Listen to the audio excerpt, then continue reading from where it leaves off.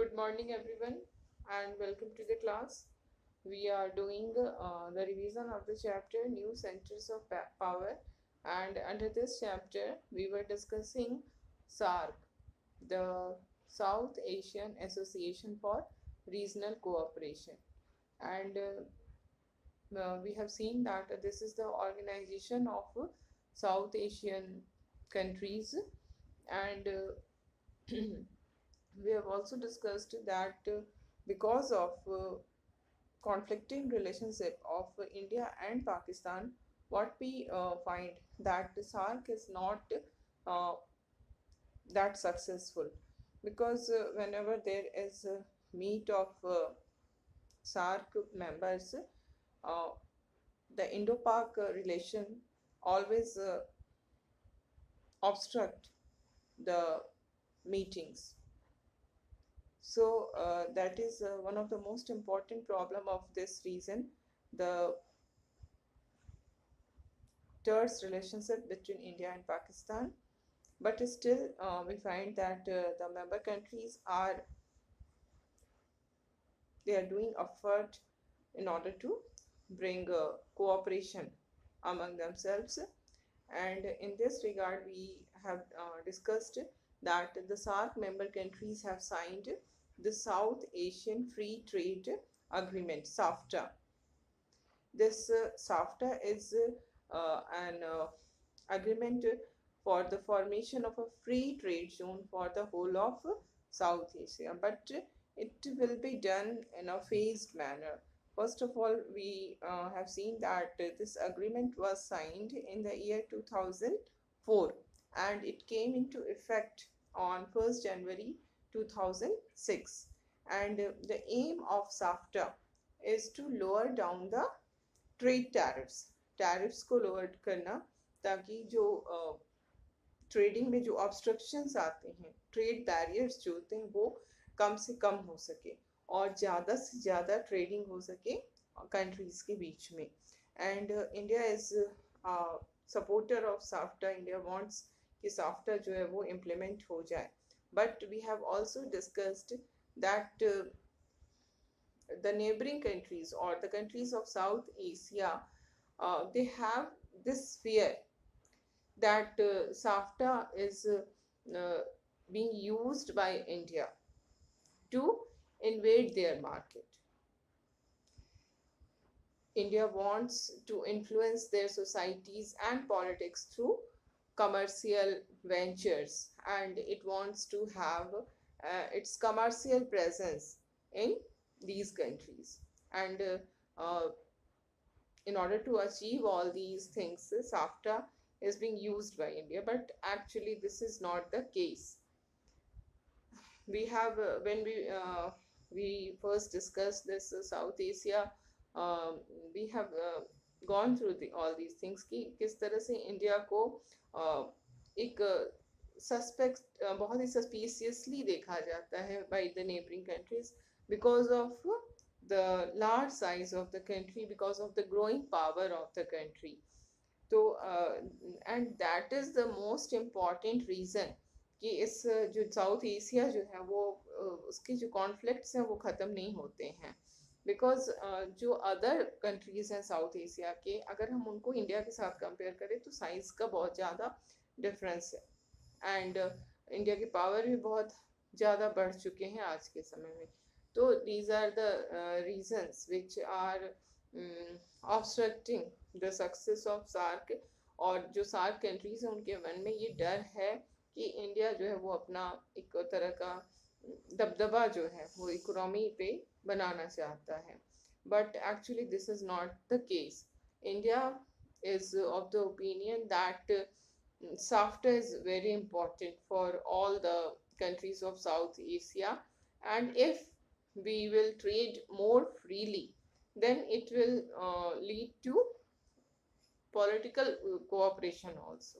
अगर हम economic field में आपस में कोऑपरेट करते हैं, हमारे बीच में ज़्यादा से ज़्यादा ट्रेडिंग होती है, तो all these things will lead to political cooperation also.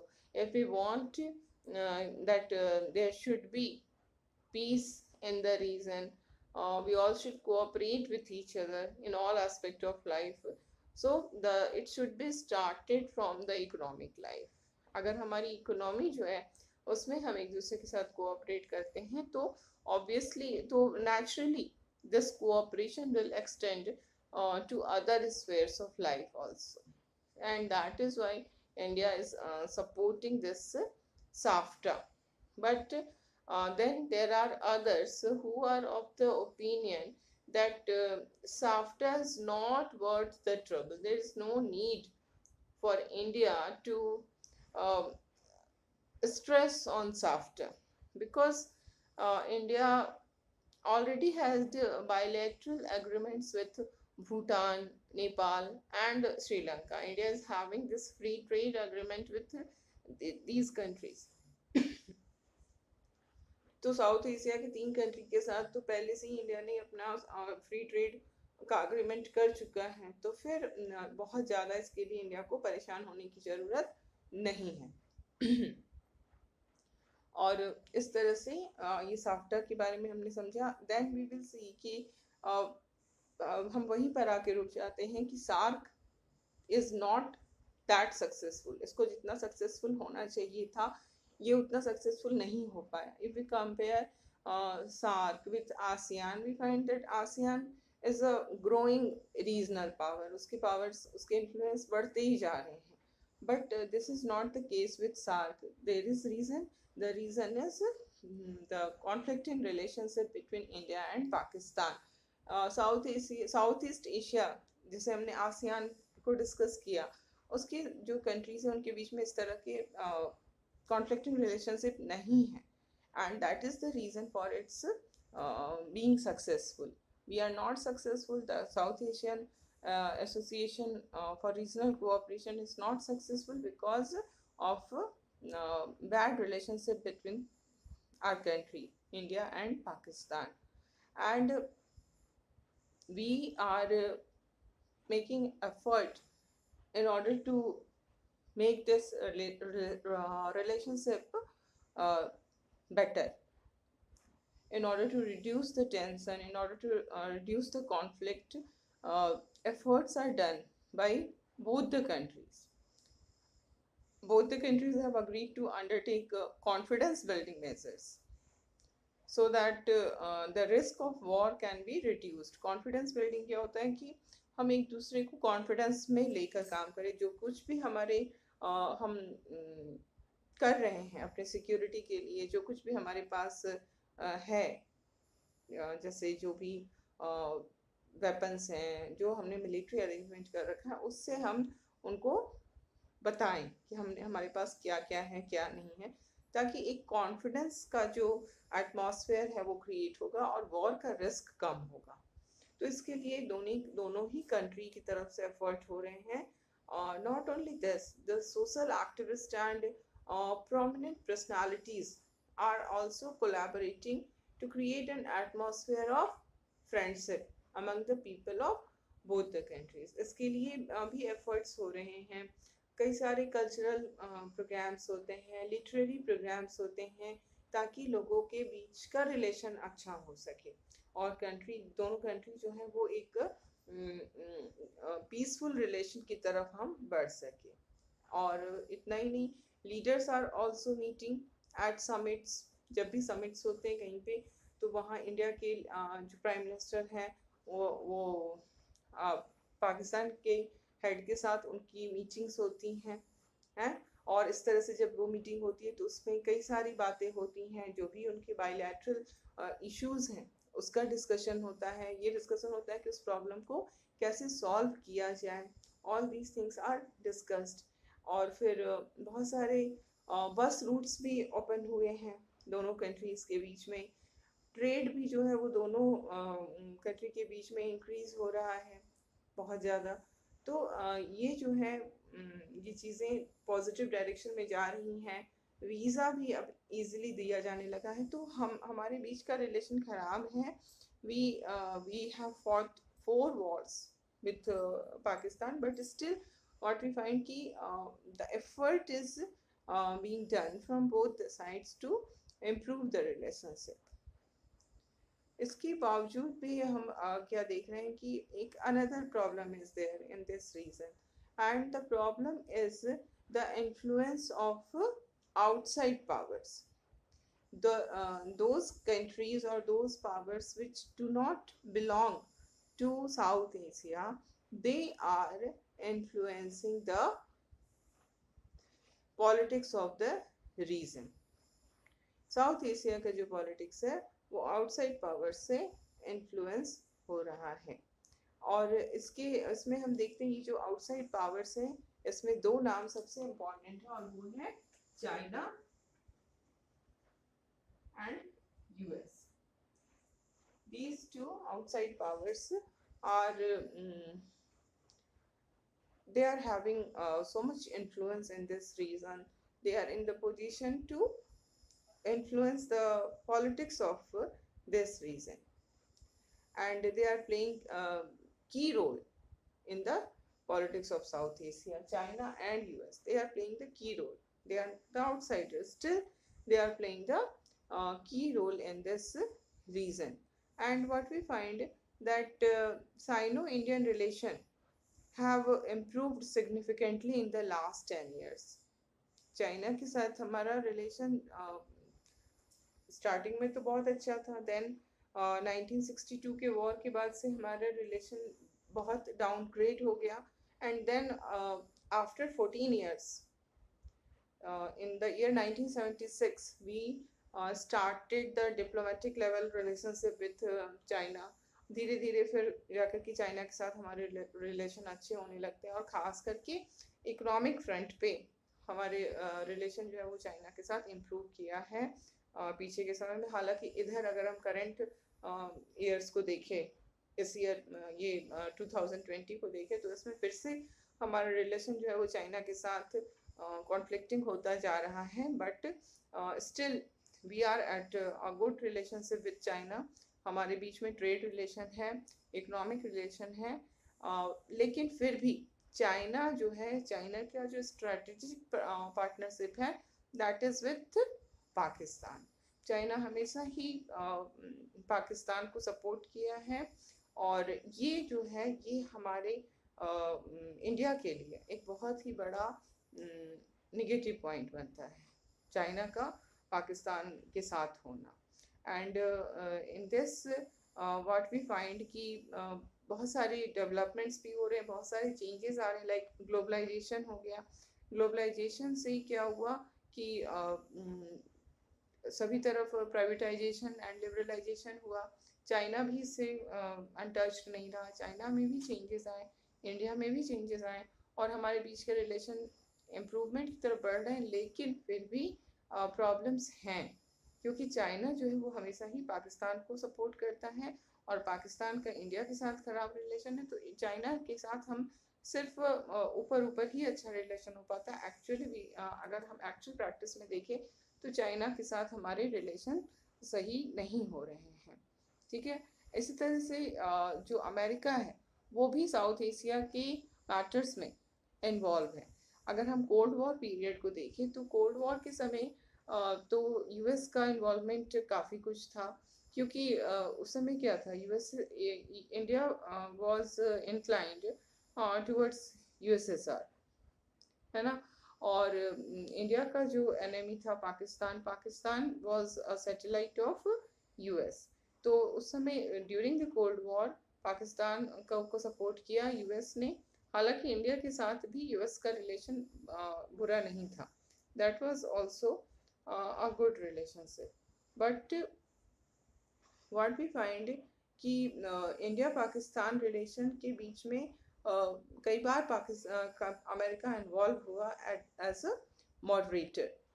और इसके बाद जब 91 में हमारे यहाँ ग्लोबलाइजेशन और लिबरलाइजेशन हुआ, तो उसके बाद से क्या हुआ कि अमेरिका का जो पार्टिसिपेशन था वो इस रीजन में बढ़ गया, क्योंकि एक तो यूएसएसआर भी ख़त्म हो गया। अब अमेरिका जो था वो एक अकेली कंट्री यहाँ पर पूरी दुनिया में बच गई। बाइपोलर वर्ल्ड जो था वो यूनिपोलर वर्ल्ड में चेंज हो गया। तो आफ्टर कोल्ड वॉर अमेरिका का जो इन्वॉल्वमेंट था वो इस रीजन में बढ़ जाता है, क्योंकि हम इंडिया जो है वो एक बहुत बड़ा मार्केट प्रोवाइड करता है। ग्लोबलाइजेशन के साथ हर कंट्री के जो मार्केट्स हैं वो ओपन हो गए हैं, तो इंडिया के भी मार्केट जो है वो यूएस या किसी भी कंट्री के जो फिनिश्ड गुड्स हैं उनके लिए ओपन हो गई। तो इससे क्या हो रहा है कि इंडिया का इम्पोर्टेंस बहुत बढ़ गया अमेरिका के लिए, क्योंकि इंडिया एक बहुत बड़ा मार्केट प्रोवाइड करता है यूएस के गुड्स के लिए। इतना ही नहीं, जो साउथ एशिया के डायस्पोराज हैं यूएस में, जो यहाँ के रहने वाले लोग जो कि यूएस में, यहाँ के सिटीजन्स जो कि अब यूएस में रह रहे हैं, वहाँ पर they are mainly engaged in technical job. Software engineers जो हैं वो बहुत ज़्यादा इंडियंस और साउथ एशिया, पूरी साउथ एशिया को बिलोंग करते हैं। तो इस कारण से यूएस का जो इंटरेस्ट है वो साउथ एशिया के रीजन में बढ़ता जा रहा है।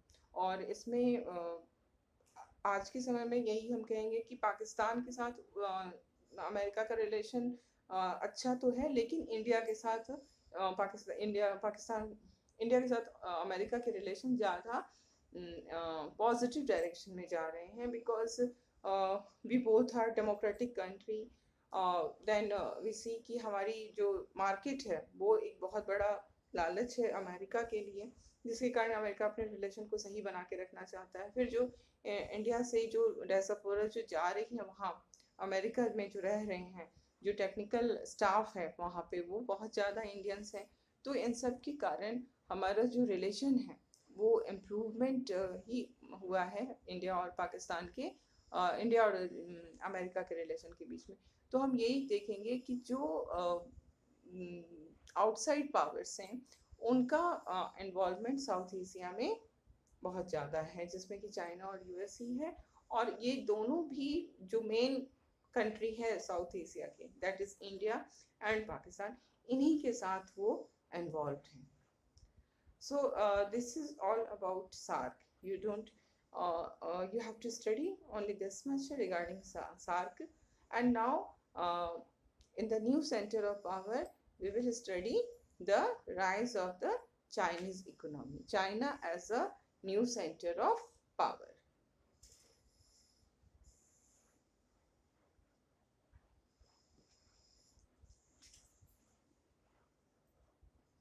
China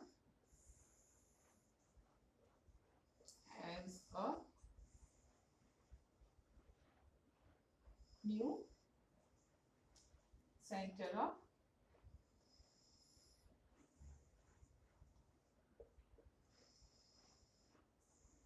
power. ओके, तो यहाँ पर अब हम लोग चाइना को एक अल्टरनेटिव सेंटर ऑफ पावर या न्यू सेंटर ऑफ पावर के फॉर्म में देखते हैं। तो चाइना जो है वो बहुत ही ग्रोइंग इकोनॉमी है। चाइना की इकोनॉमी बहुत तेजी से ग्रो कर रही है, स्पेशली आफ्टर 1978 के बाद से चाइना जो है उसकी इकोनॉमी इतने आगे बढ़ी है कि चाइना को एक न्यू सेंटर ऑफ पावर माने जाने लगा है। 1978 के पहले वो कंडीशन नहीं थी, चाइना में इकोनॉमिक प्रॉब्लम्स थे, बट 78 के बाद से चाइना की इकोनॉमी के कारण उसको न्यू सेंटर ऑफ पावर या अल्टरनेटिव सेंटर ऑफ पावर हम कहते हैं। और चाइना जो है वहाँ की इकोनॉमी जो है वो बहुत ही तेजी से ग्रो कर रही है, ठीक है। और ऐसा प्रोजेक्ट किया जा रहा है, ऐसा माना जा रहा है कि ये यूएस को ओवरटेक कर देगी बाय द ईयर 2040। आज से 20 इयर्स के बाद, यानी कि जब हम लोग 2040 में रहेंगे, by that time China will overtake US. ऐसा इस बात की पॉसिबिलिटी है, ठीक है। और ये तो हमने पहले भी जाना है कि जब भी हम हेजेमनी, जैसे हमने यूएस हेजेमनी जब पढ़ा तो मैंने कहा था कोई भी किसी भी कंट्री का जो डोमिनेंस है या हेजेमनी है वो परमानेंट नहीं होता है। Like before the second world war there was hegemony of Britain. British power was the greatest power at that time, लेकिन सेकेंड वर्ल्ड वॉर के कारण ब्रिटेन अपने पावर को लूज कर जाता है और दो नए सुपर पावर्स आते हैं। देन 91 में यूएसएसआर का डिसइंटीग्रेशन हो जाता है और फिर सिर्फ सिंगल पावर बच जाता है, दैट इज यूएस। तो इसी तरह से ये चेंज होते रहते हैं। It's a dynamic thing. It's not कि एक बार जो पावरफुल बन गया वो जिंदगी भर के लिए पावरफुल, हमेशा के लिए वही पावरफुल रहेगा। It is a dynamic thing. तो इसी तरह से अब ये प्रोजेक्ट ऐसा किया जा रहा है, इट इज़ एक्सपेक्टेड कि by the year 2040 China will overtake USA and we see that its economic integration into the region makes it the driver of East Asian growth। पूरी जो ईस्ट एशिया है उसके उस पूरे रीजन को ये growth के रास्ते पर ले जा रही है China. China is the driver of growth of the whole East Asia and thus we see कि इसका जो इन्फ्लुएंस है वो पूरे रीजन में बहुत ज़्यादा है। अगर हम ईस्ट एशिया के रीजन को देखें तो इसका इन्फ्लुएंस जो है वो बहुत बढ़ता जा रहा है, जो दबदबा है वो बढ़ता जा रहा है और इसकी जो इकोनॉमी है उसका strength, then other factors like population, this is the largest population, China's population is the largest population in the world। then इसका लैंड मास, इसकी एरिया इतनी ज़्यादा है, टेरिटरी इतनी ज़्यादा है, तो उसके अलावा रिसोर्सेज भी बहुत ज़्यादा है। चाइना के पास रिसोर्सेज, नेचुरल रिसोर्सेज की कमी नहीं है। देन इसका लोकेशन बहुत सही है। तो इन सब के कारण क्या हो रहा है कि इसका जो पावर है वो बढ़ता जा रहा है। ये सिर्फ इकोनॉमी है स्ट्रॉन्ग है ये बात नहीं है, इकोनॉमी स्ट्रॉन्ग होने के साथ साथ और भी अदर फैक्टर्स जो है वो इसको और भी ज़्यादा पावरफुल बना रहे हैं। इसकी टेरिटरी, इसकी पॉपुलेशन, इसके रिसोर्सेज, इसका location, all these things are responsible for making it a new centre of power. And now we see from starting when the People's Republic of China was established in the year 1949, है ना। 1949 में PRC जो है वो establish होता है। और ये पीआरसी कैसे आया? It came into existence through the communist revolution. एक रेवोल्यूशन हुआ था कम्युनिस्ट्स की तरफ से और इस रेवोल्यूशन के थ्रू ही पीपल्स रिपब्लिक ऑफ चाइना जो है वो एग्जिस्टेंस में आई, वो स्टैब्लिश हुई। और ये जो रेवोल्यूशन हुआ था वो माओ ज़ेडुंग के लीडरशिप में हुआ था। जैसे हमने रशियन रेवोल्यूशन पढ़ा था क्लास 9th में, हमने रशियन रेवोल्यूशन के बारे में हम पढ़ चुके हैं, हम जानते हैं। तो जैसे रसिया में रेवोल्यूशन हुआ और एक सोशलिस्ट गवर्नमेंट को इस्टेब्लिश किया गया आफ्टर द रेवोल्यूशन, उसी तरह से चाइना में भी रेवोल्यूशन होता है 1949 में। और वहाँ पर एक आफ्टर द रेवोल्यूशन ये People's Republic of China establish होती है, ठीक है। और ये जो लीडर थे कौन थे? वो माओ ज़ेडुंग थे। और जब ये एक कम्युनिस्ट चाइना ये बनती है तो eight that time it follow the model of Soviet economy. Soviet economy जो थी उस समय यूएसएसआर, उसकी जो इकोनॉमी का जो मॉडल था उसी सेम मॉडल को इसमें चाइना में अडॉप्ट किया गया। यहाँ पर एक चीज़ that must be clear, China को हम कह रहे हैं कि कम्युनिस्ट थी चाइना, है ना। अभी भी हम हमें हर समय कहते हैं इट्स अ कम्युनिस्ट कंट्री। और जब हम यूएसएसआर की बात करते हैं तो कहते हैं कि वो एक सोशलिस्ट कंट्री थी। तो ये यू मस्ट अंडरस्टैंड कि सोशलिस्ट और कम्युनिस्ट या सोशलिज्म और communism, they both are very much similar. There is difference between socialism and communism, but at this stage you don't need to understand that difference. You can you for your convenience you can think that both are same। अगर हम communist की भी बात कर रहे हैं, communist और socialist दोनों एक हैं, दोनों ही सोसाइटी में इक्वालिटी लाना चाहते हैं, दोनों ही प्राइवेट प्रॉपर्टी के अगेंस्ट है, मतलब दे आर सिमिलर। अगर हम चाइना को कह रहे कम्युनिस्ट है और यूएसएसआर सोशलिस्ट है तो दोनों की आइडियोलॉजी सेम है।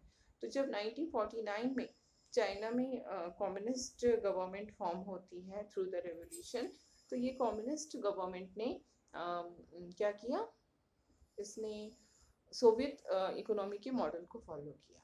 और जैसे सोवियत यूनियन में हमने देखा, अभी we have discussed all this things. वहाँ के फीचर्स वगैरह जो थे 91 सेकेंड चैप्टर है ना, उसमें हमने ये सब कुछ डिस्कस किया है कि वहाँ पर प्राइवेट प्रॉपर्टी को एंड कर दिया गया, पूरे की पूरी जो रिसोर्सेज कंट्री की थी वो उसका ओनरशिप किसके पास चला गया, स्टेट के पास चला गया।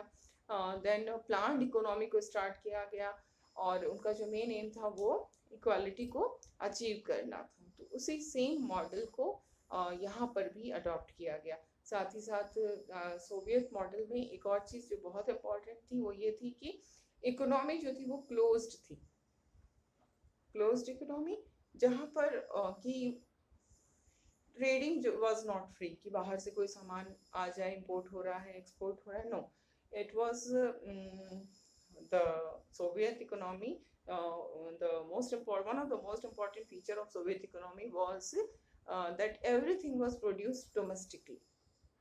It was the feature of a Soviet economy कि कुछ भी चीज़ import नहीं करना है, कुछ ना कुछ export करना है। तो the economy was closed. So the same type of economy was same model of economy was adopted in China also. Okay, और चाइना में सब कुछ उसी तरह से हो रहा था। इसने अपने रिलेशन को कैपिटलिस्ट कंट्रीज के साथ बिल्कुल ही ख़त्म कर लिया, अलूफनेस है ना, जैसे कि यूएसएसआर में हमने देखा था कि इनकी पॉलिसी होती है अलूफ होके रहना, किसी भी other part of the country से कोई मतलब, other part of the world से कोई मतलब नहीं होना, अपने सारी चीज़ खुद प्रोड्यूस करना। तो ये सब कुछ यहाँ भी अडॉप्ट किया गया, ठीक है। और स्टेट ओन्ड हैवी इंडस्ट्रीज जो थे वो बन गए, और बहुत सारा जो एग्रीकल्चर है वो कलेक्टिव एग्रीकल्चर स्टार्ट होता है, एग्रीकल्चर ग्रो करता है, अच्छा है ना। और जो कुछ भी एग्रीकल्चर से अर्निंग हो रही थी उसको कहाँ लगाया जा रहा था, उसको इंडस्ट्रीज में इन्वेस्ट किया जा रहा था। तो ये सब कुछ चल रहा था। और वहाँ पे सबसे बड़ी प्रॉब्लम इस तरह की इकोनॉमी में क्या आती है कि फॉरेन एक्सचेंज की कमी हो जाती है, बिकॉज इम्पोर्ट एक्सपोर्ट नहीं हो रहा है ना। तो फॉरेन एक्सचेंज जो है वो वहाँ पर शॉर्ट कर जाता है, और यही हुआ चाइना के साथ भी कि फॉरेन एक्सचेंज शॉर्ट हो गया, बिकॉज एक्सपोर्ट इम्पोर्ट नहीं होते थे। तो अब क्या हुआ कि अगर फॉरेन एक्सचेंज नहीं होगा तो इसको टेक्नोलॉजी परचेज करना जो था वो मुश्किल हो गया, है ना। और तब फिर इसने क्या किया कि अपनी चीज़ों को वो डोमेस्टिकली प्रोड्यूस करना स्टार्ट किया कि हमको कहीं से कोई मतलब नहीं है। और इस तरह से चाइना जो है वो ग्रोथ के रास्ते पर चल रहा था। इसमें अपने रिसोर्सेज को यूज़ किया और यूज़ करके अपनी इंडस्ट्रियल इकोनॉमी का इस्टेब्लिश किया, इंडस्ट्रीज बहुत सारे इस्टेब्लिश किए, और एम्प्लॉयमेंट भी जनरेट हुआ। सोशल वेलफेयर के लिए भी बहुत सारे एफर्ट्स किए गए कि ताकि सब लोगों को जो भी बेसिक नीड्स होती हैं लाइफ की वो उनको अवेलेबल कराया जा सके। और हम देखते हैं कि चाइना जो है वो इकोनॉमिक ग्रोथ और इकोनॉमिक डेवलपमेंट के पाथ पे आगे चलना शुरू कर देता है, ठीक है। अच्छा चल रहा था सब कुछ, लेकिन इसी समय प्रॉब्लम आती है कि इकोनॉमी तो ग्रो कर रही थी, economy was growing at a respectable rate, and that was around 5 to 6%। 5 to 6% का ग्रोथ रेट इकोनॉमी की अच्छी ग्रोथ रेट होती है, तो अच्छा ग्रोथ रेट बढ़िया था। लेकिन यहाँ पर प्रॉब्लम क्या आ रही थी चाइना में कि जिस रेट से इकोनॉमी बढ़ रहा था उसी रेट से तो हम नहीं कहेंगे, बट बहुत तेज रेट से पॉपुलेशन बढ़ रही थी। अगर इकोनॉमी ग्रो कर रही थी 5 to 6% के रेट से, तो पॉपुलेशन ग्रो कर रही थी 2 to 3% के रेट से। तो इकोनॉमी का ये ग्रोथ रेट है और पॉपुलेशन का ये ग्रोथ रेट है। तो पॉपुलेशन इतना ज़्यादा बढ़ना और बेस भी बहुत ज़्यादा था पॉपुलेशन का, एक तो बेस ज़्यादा होना, दूसरे ग्रोथ रेट ज़्यादा होना, इस सब कारण से क्या हुआ कि जो इकोनॉमिक ग्रोथ का जो फ़ायदा मिलना चाहिए था चाइना को, वो बेनिफिट नहीं मिल पा रहा था, और जो ग्रोइंग पॉपुलेशन थी उसकी नीड्स पूरे नहीं हो पा रहे थे। In spite of 5 to 6% of growth rate of economy, the economy was not able, the country was not able to meet the needs of the growing population. Agricultural production तक insufficient हो गया, इसमें इतना नहीं जनरेट हो रहा था कि उससे इंडस्ट्री को सपोर्ट किया जा सके। तो इस तरह से जैसे प्रॉब्लम्स हमने यूएसएसआर में देखा जिसके कारण यूएसएसआर का डिसइंटीग्रेशन होता है, उसी तरह के प्रॉब्लम्स जो थे वो चाइना में भी आने शुरू हो गए। लेकिन चाइना में ये जल्दी प्रॉब्लम दिखने लगा क्योंकि पॉपुलेशन बहुत ज़्यादा थी। सो चाइना की जो इंडस्ट्रियल प्रोडक्शन थी वो बहुत सही ढंग से ग्रो नहीं कर रही थी, जितनी बढ़ती हुई पॉपुलेशन की नीड्स को पूरा करने के लिए जिस रेट से ग्रोथ होना चाहिए था उस रेट से ग्रोथ नहीं हो रहा था, और इंटरनेशनल ट्रेड भी नहीं था, और इस सब के कारण हम देखते हैं कि पर कैपिटा इनकम भी लो हो गया था। ठीक है, तो we will discuss about Chinese economy, more about Chinese economy in the next class.